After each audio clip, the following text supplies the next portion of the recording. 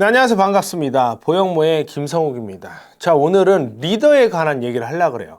리더 혹은 관리자에 대해서 얘기를 하려고 하는데, 제가 예전에 이런 걸 한번 언급을 한 적이 있었어요.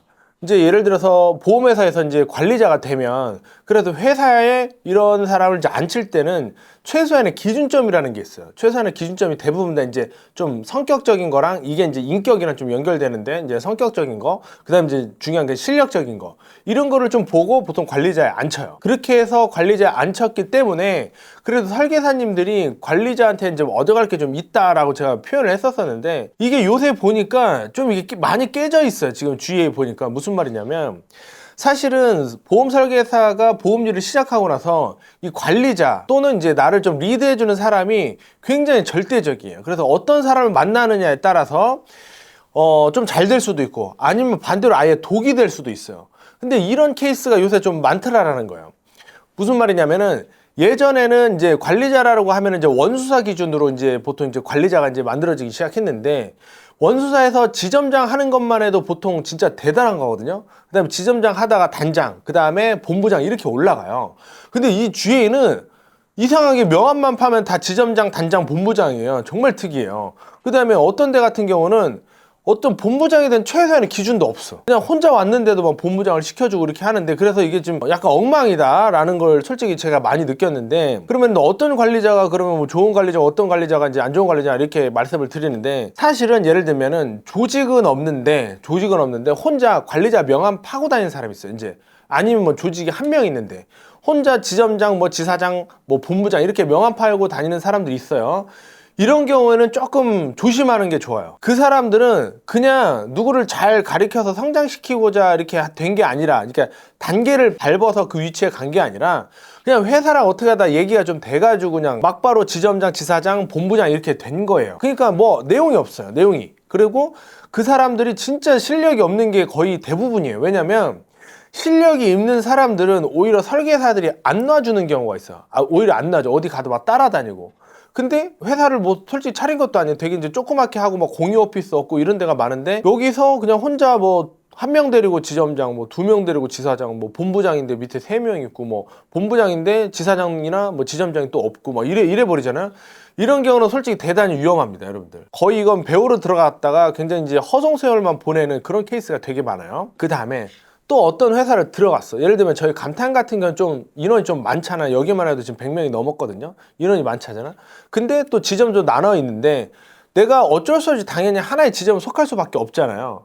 그러면 이제 순간적으로 나는 이 지점장한테만 배워야 되는구나 라고 좀 이렇게 착각을 할 수가 있는데, 저희도 원래 그랬어요. 사실은 저희도 원래 그랬어요. 그러니까 오픈돼 있는 건 맞지만 남의 지점장한테 막 가서 저 알려주세요 물어보기도 좀 막말로 좀 거시기 하잖아요. 그 다음에 또 알려준다 하더라도 내가 되게 미안하고 막 그렇게 된단 말이에요. 또 그 지점장들은 대부분 다 엄청 바쁘기 때문에 그런 일이 이제 발생을 하는데, 그래서 저희 같은 경우는 멘토 멘티 제도를 만들었어요. 멘토 멘티 제도. 이거는 내가 다른 지점장이 아니야. 우리 감탄지사에서 정말 잘하는 사람 5명을 뽑아가지고 어느 지점이든지 상관없이 매칭을 시켜가지고 잘하시는 분이 당연히 멘토, 이제 배워야 하실 분이 이제 멘티예요. 그래서 이렇게 매칭을 시켜드려요. 매칭을 시켜드리니까 이 사람한테 이제 좋은 건 뭐냐면, 일단 물어볼 사람이 늘어난 거고 그 사람이 되게 잘하는 사람인 거예요. 원래 지점장한테만 이제 물어봤었는데, 다른 사람한테, 다른 이제 설계사가 됐든 뭐 이렇게 팀장이 됐든 잘하는 사람한테 이제 한 번 더 물어볼 수 있고, 그 내용이 상당히 이제 정확하다라는 거예요. 이렇게 되면은 이제 이중으로 이 사람을 관리를 하기 때문에 이 설계사가 조금 더 그 성장할 수 있는 가능성이 굉장히 높아지는 거예요. 여러분들이 예를 들어 회사를 정할 때, 제가 예전이라고 저도 표현을 하는데, 예전에 진짜 수수료 따라다니기 좀 바빴는데, 지금은 성장이 화두가 돼가지고 어디가 내가 성장할 수 있는 시스템이 확실히 갖춰져 있나 이런 걸 좀 많이 보더라고요. 최근에 제가 리크루팅 면담을 해도 그런 걸 정말 많이 봐요. 수수료가 좀 낮아도 어차피 차이가 막 1, 2% 많아요. 5% 이 정도밖에 안 되면은 차라리 내가 50 하는 사람 100 하는 게 훨씬 낫다라는 계산을 많이 하시더라고요. 그러니까 이제 여러분들이 좀 관리자를 이제 선택을 할 때, 특히 주위에서 인원이 없는데 내가 막 실험 삼아서 그런 데 들어갈 필요가 없어요. 정말로. 제가 꼭 많다고 해서 얘기하는 게 아니라, 그분들이 굉장히 동일한 피해가 사실상 제가 많이 이렇게 봐서 그래요. 그러니까 보통 인원 없는데 보통 그런 일이 많이 생기는 거고, 그 다음에 중복해서 좀 관리가 되거나 많이 물어볼 수 있는 데가 있거나 그런 데가 되게 좋아요. 그래서 근데 보통 또 어떤 데는 우리는 뭐 신인 프로그램 있어요 뭐 이런 말 하는데, 그거 다 쓸데기 없는 거예요. 신인 프로그램 세상에 어디 있어요.